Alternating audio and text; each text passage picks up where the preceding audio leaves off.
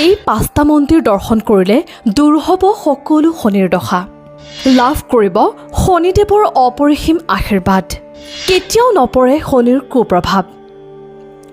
শনি সদেশতি আঁতৰাবলৈ, শনি দশাক আঁতৰাবলৈ মানুহে ভক্তিৰে শনিবাৰে শনিক পূজা কৰে। শনিবাৰে শনি ভগৱানক পূজা কৰাৰ নিজস্ব তাৎপৰ্য আছে। যদি আপুনিও শনি দশাত ভুগি আছে বা ভগৱান শনিয়ে আপোনাৰ ওপৰত কুপ্ৰভাৱ পেলাইছে, তেন্তে শনিবাৰে এই শনি মন্দিৰসমূহ দৰ্শন কৰিব লাগে। শনি দশাৰ পৰা মুক্তি পাবলৈ আমি কোনবোৰ শনি মন্দিৰ ভ্ৰমণ কৰিব লাগে জানেনে? শনি সৎকৰ্মৰ পুৰস্কাৰ দিয়া দেৱতা হিচাপে পৰিচিত।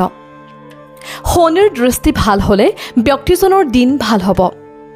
একে শনিৰে যদি কুপদৃষ্টি পৰে, তেন্তে ৰাস্তাত পৰি থকা শিল এটাইও আহি মুখত খুন্দা মাৰিব।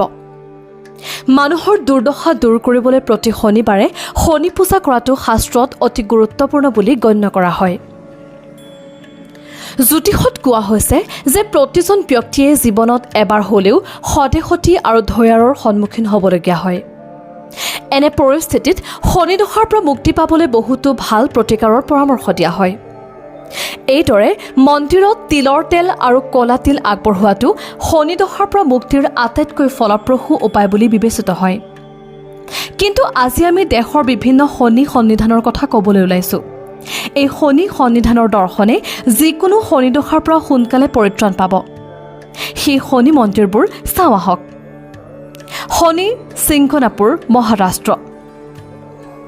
শনিধামৰ কথা যেতিয়াই কোৱা হয়, তেতিয়াই প্ৰথমে শনি সিংগনাপুৰা নাম মনলৈ আহে। মহাৰাষ্ট্ৰৰ আহমেদনগৰ জিলাৰ সিংনাপুৰ গাঁৱত অৱস্থিত এই বিখ্যাত শনি মন্দিৰ।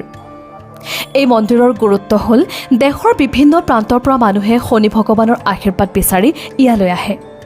এই মন্দিৰৰ বিশেষ কথাটো হ'ল ইয়াত ভগৱান শনিৰ ওচৰলৈ গৈ এদিনতে সকলো শনি দশা আঁতৰাই পেলোৱা হয়। মন্দিৰটোৰ গৌৰৱ ইমানেই অপৰিসীম যে সিংনাপুৰ গাঁৱৰ ৰাইজে ঘৰতো আজিলৈ তলা লগোৱা নাই। শনি ভগৱানৰ মহিমাৰ বাবে ইয়াত চুৰিৰ ঘটনা নহয় বুলি মানুহে বিশ্বাস কৰে, বা কোৱা হয় যে ইয়াত চোৰে কোনো ধৰণৰ অবৈধ কাম নকৰে, কাৰণ তেওঁলোকে শনিৰ ক্ৰোধত ভয় কৰে। শনিধাম মন্দিৰ, দিল্লী। ৰাজধানী দিল্লীৰ ছটাৰপুৰ অঞ্চলত অৱস্থিত এই বিখ্যাত শনি মন্দিৰ। ইয়াত পৃথিৱীৰ আটাইতকৈ ওখ শনিৰ মূৰ্তি আছে। দূৰৈৰ ঠাইৰ পৰা মানুহে শনি ভগৱানক পূজা কৰিবলৈ ইয়ালৈ আহে।